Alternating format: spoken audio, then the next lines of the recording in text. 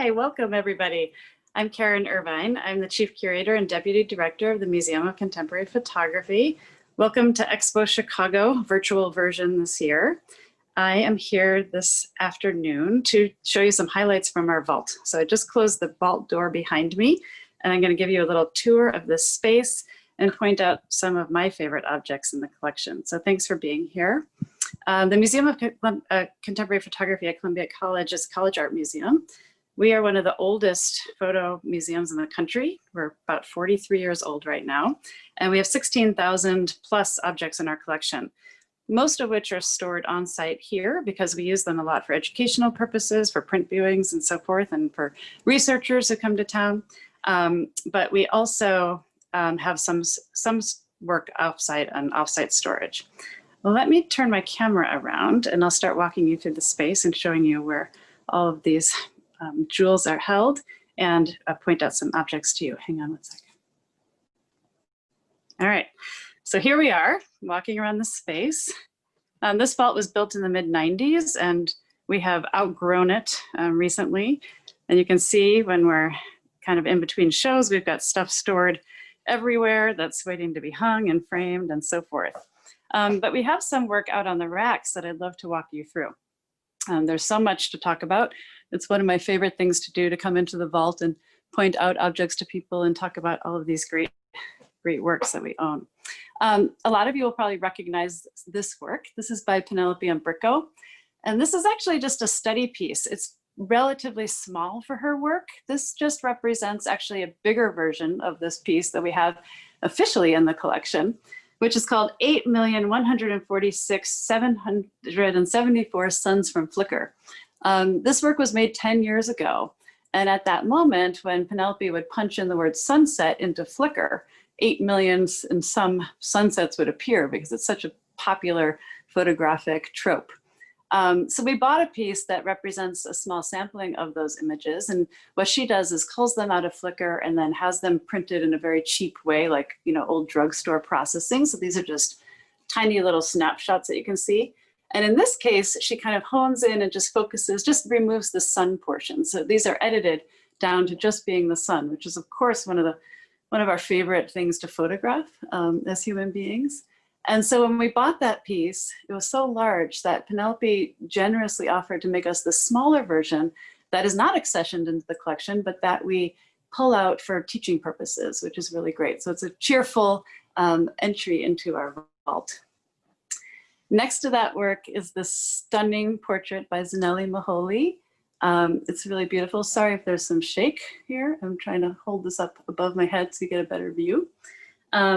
This portrait is of a woman named Tumi Nikopane. And if you know Zaneli's work, she's very much a photographer and an artist, but also considers herself a visual activist.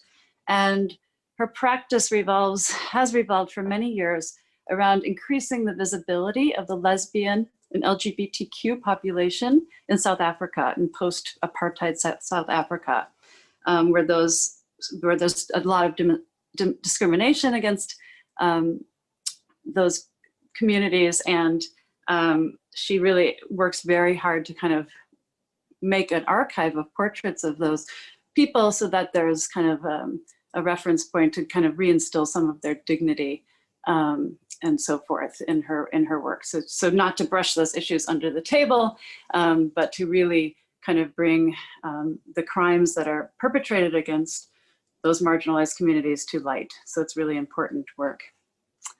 Next to that, way up high, I hope you can see that, is a very important series for the history of photography in Chicago. This is from the series called Pleasures and Terrors of Levitation by Aaron Siskind that was made in the early 1960s.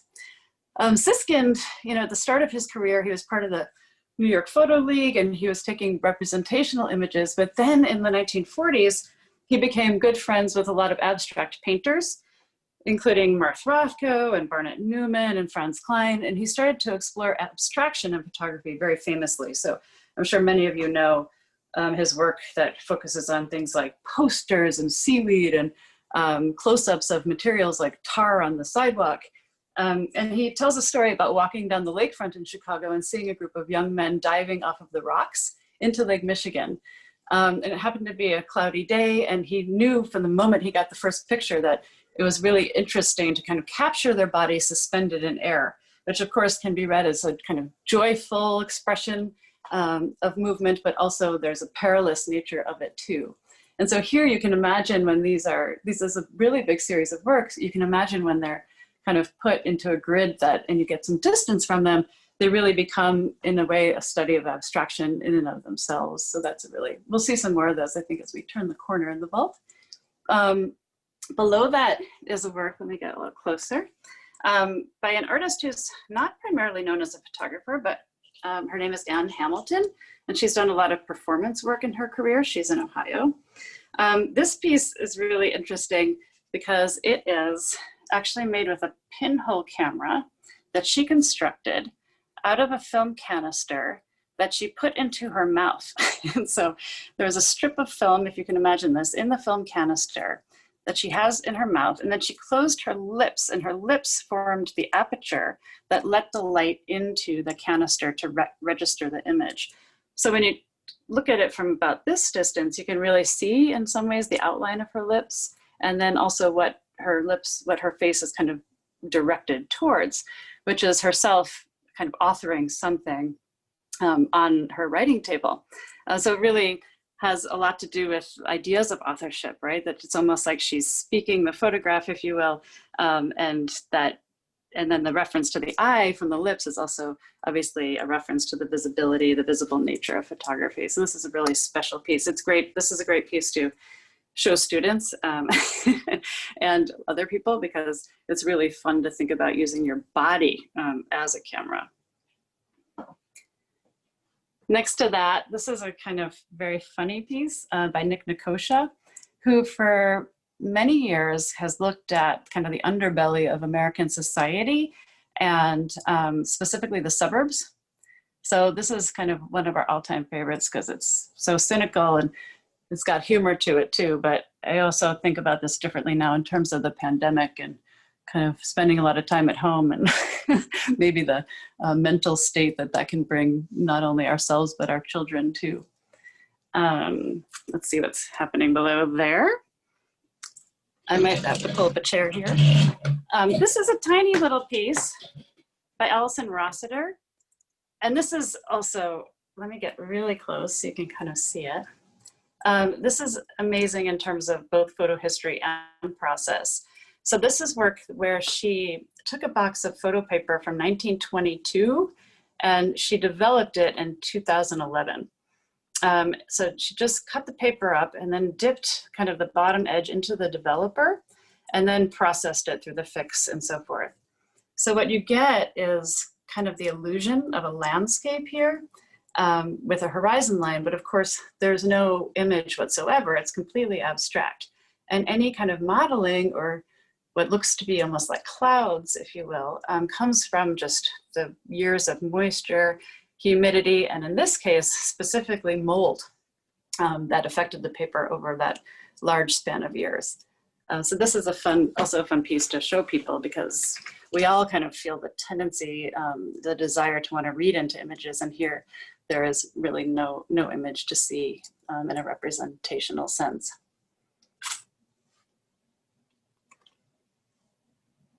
And this is a real gem in our collection. This is by Dunn, and this is from a series of work that he made using leaves. So the photography here is a natural process. It comes from the transformation of the chlorophyll in the leaf itself. And he was born in Vietnam. He moved to the US when he was young. And in his work, he has been known to he appropriates pictures from the Vietnam War and the Colombian killing fields, and then rephotographs them, creates a negative, so creates an image on a piece of translucent like cellophane, and then takes a living leaf and brings it, he once told me, to the roof of his home, places the negative on top of the leaf. The leaf's roots are in water, and then puts up like a panel of glass on top to flatten it. And then after a few days, it's just the sun itself that registers the image into the chlorophyll of the plant. So then he will quickly remove the leaf once it has an image on it, and then he submerges it in resin in order to fix it. So you can see kind of there's a little bit of depth and shimmer to this because the leaf is kind of floating in resin in this case. So really powerful work, also an amazing teaching tool. At my feet here almost to the floor is, let me get a nice view, a work by Curtis Mann from his modification series from the mid 2000s. And in this case, like on Brico, he's looking at photo sharing sites and appropriating imagery by looking at, in this case, usually war-torn areas of the world. And then he prints the photographs that he takes from other people's archives and manipulates the photographic print itself. So I don't know if you can see this, but there are actually puncture holes into the print itself, and he's bleaching, as you can see, a lot of the information out. And then he retains information by coating those areas with varnish so that the bleach can't get at it. And then the bleach sometimes has like a gradient effect where you do see part of the image still there. So this is very much a commentary on how we process information and what information is erased, particularly when we hear stories about human conflict and so forth. So that's a really poetic, beautiful piece. I'm literally kneeling on the floor here because some of these pieces are really low, but that's what how the experience of a vault works, right? There are pictures everywhere. So just quickly, I'll show you this famous Joel Sternfeld of the fireman picking out his pumpkin as a house burns down behind him. But I wanted to show you this piece in particular, which is a piece by Diane Mayer. And it's a project that she did where she traveled the length of the Berlin Wall, which is about 104 miles, and took pictures along the way. So this is one of the guard towers. And then she actually sews like cross stitches in areas of the photograph where the wall would have been before it's torn down, maintaining the palette and some of the shapes and forms of what appear in the image that would have been behind the wall, but does create like a very fuzzy, ghost-like barrier to that information, and really almost formally feels like a link between digital and analog processes. And if you were to see this piece on the back, you can see all of the threads that go along with it. All right, we're moving right along. Do you have my full screen visible? Can you see? It's hard for me to know what you can see, but if you can see this piece, this is by Vera Looter, German artist, and this is a camera obscura image. So a while ago, we commissioned Vera to come to Chicago, and she makes these amazing, unique, direct prints. You can see it, good. Sorry, I've just got this tiny little thumbnail on my iPad, so it's hard to know, but she found like different office spaces actually in Chicago. And then if you know how a camera obscura works, she darkened the entire room, just left a little aperture at the window, like the size of a dime or smaller, and then puts the huge piece of photo paper across the room on an opposing wall to the aperture. And as the physics works, the light comes in, and if you've ever been in a camera obscura in person, it's amazing because the image from the outside of the chamber gets refracted through the aperture and projected onto the wall behind it. So it's in color and it's moving, but it's upside down. So Vera would put big, huge pieces. I mean, look how massive this piece is. It's literally, I don't know, 8 feet or so tall on the wall, and then would let the exposure go and then quickly roll up the paper and process it and fix it. So these are actually direct imprints, and they're unique. And of course, if you think about how a camera obscura works, this one is actually exhibited upside down because the image would have been registered in reverse, meaning with the buildings pointing downward.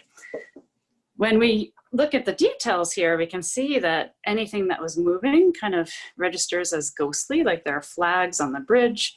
by the water on Michigan Avenue in Chicago. And we can see the clock at the bell tower we can see the hour hand there, but we can't see the minute hand. So we know the exposure wasn't, much longer than probably 10 or 15 minutes, but it was long enough that the minute hand didn't register. And then we can see shadows of cars stopped on Michigan Avenue and all these wonderful things. So this really goes back to the absolute fundamentals of photography, and it's one of the kind of big and important works in our collection. I'm turning. Here's a portrait of our former president by Dawood Bey.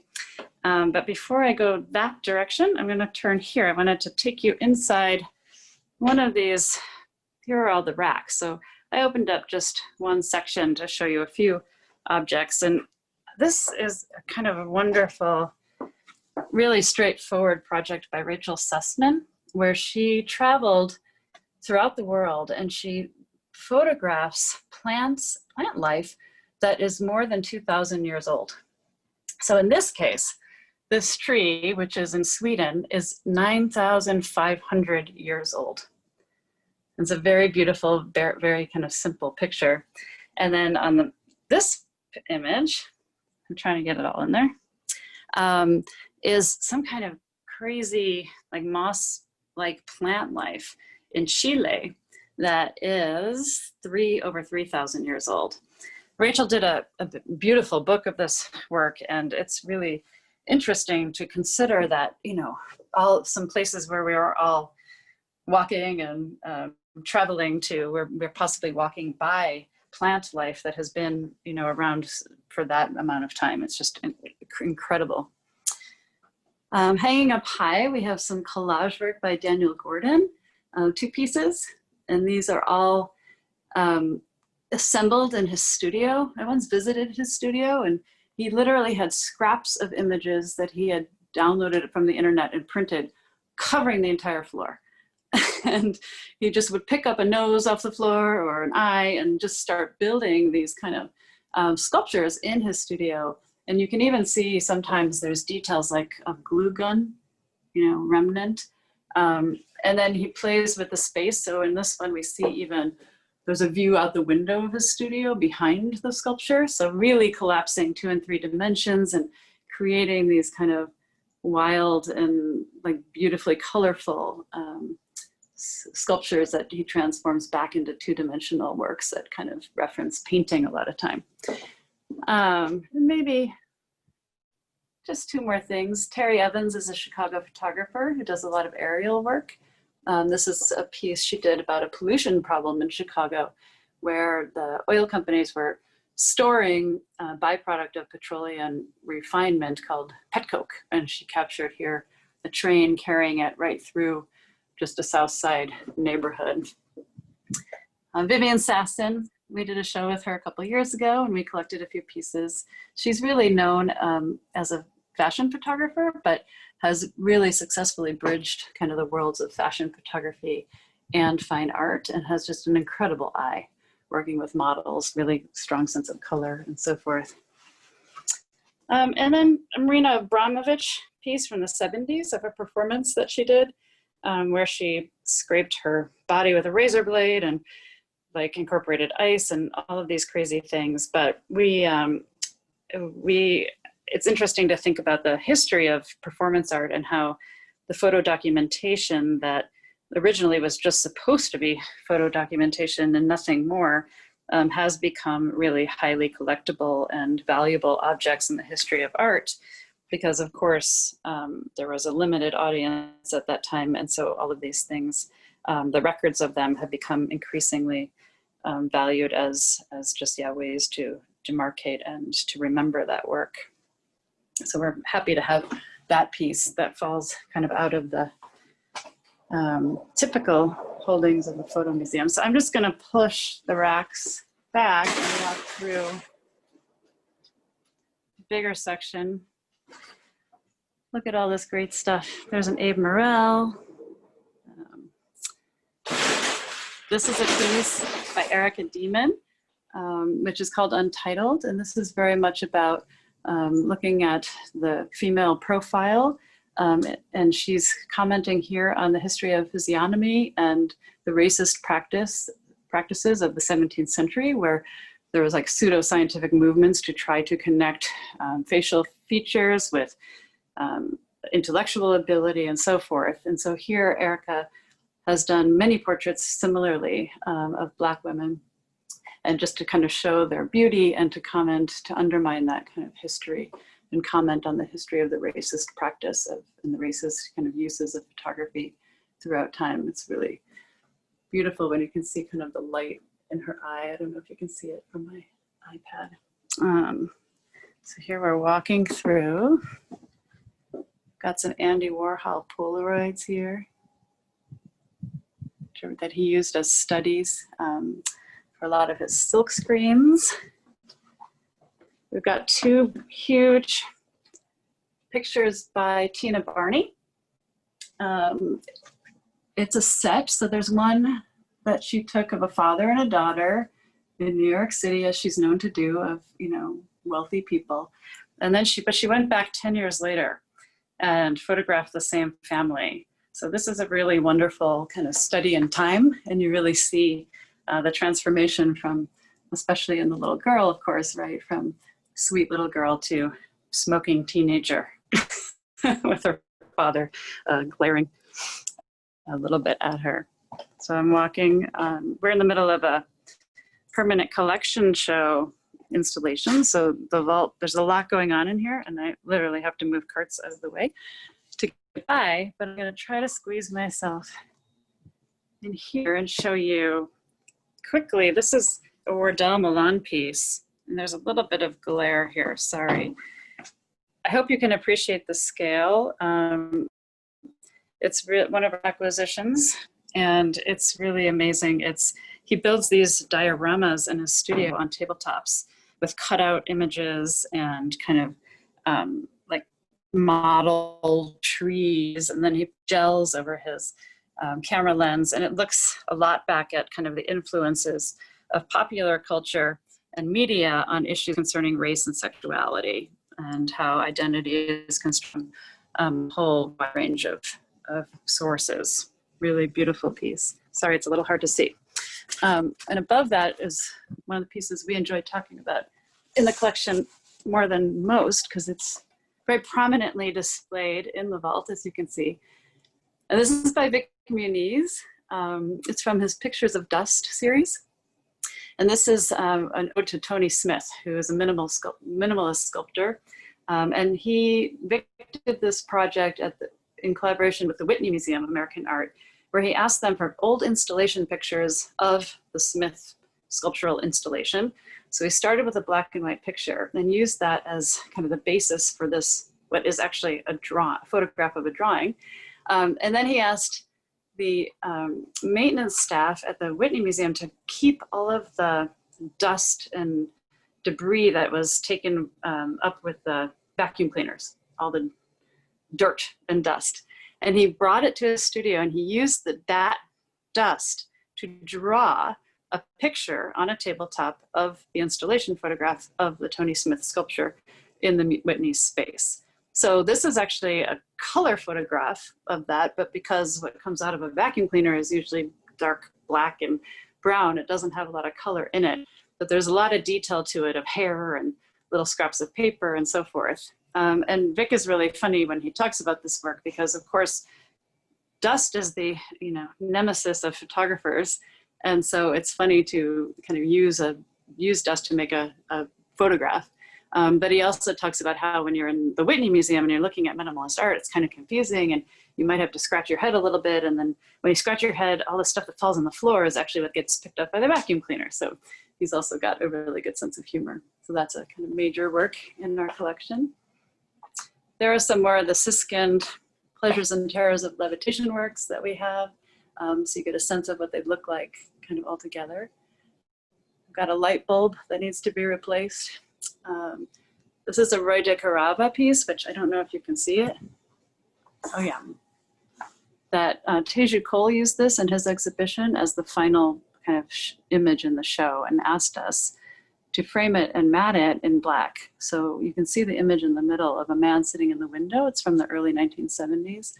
And it was really a grace point, grace note in Teju's show of kind of just this very beautiful, peaceful image of a man sitting alone in a window quietly, that provided kind of a sense of relief after a lot of images of war and destruction that were in that exhibition. Okay, I'm just moving around the space. We just collected some work from Puerto Rico from a lot of different artists because we had a show about Puerto Rico resistance. Was our last exhibition. And then over here, this is another favorite of mine. This is work called Dear Stranger by Shizuko Yokoyama. And this work is super interesting in that it's a collaboration between Shizuka and strangers. So what she did is she traveled around the world and found apartments that are on first floors in cities, and then wrote to the residents of those apartments, just explaining that she's a photographer, she wants to come take their picture. Could they please be available at this certain date and time? Please turn on all the lights in your house, and I'm gonna be outside with a large format camera and take your picture, and will you collaborate with me?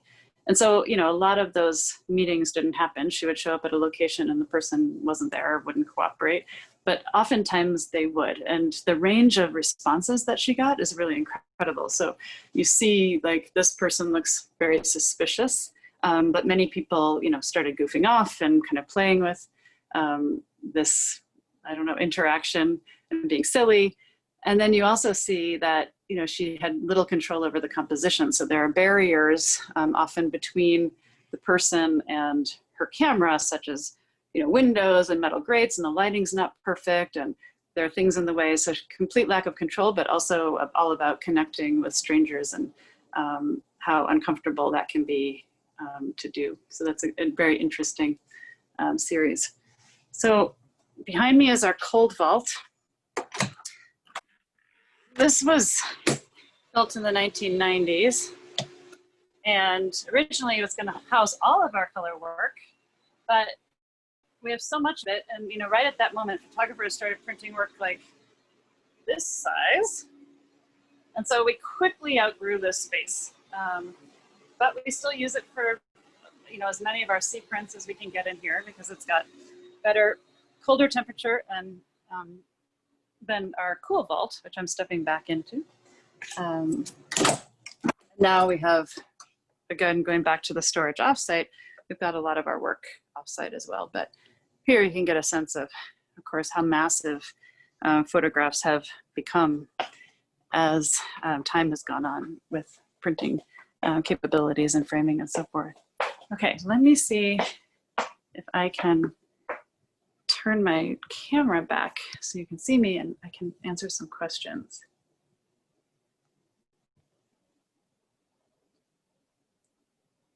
Okay, thanks everybody. Nice to see you.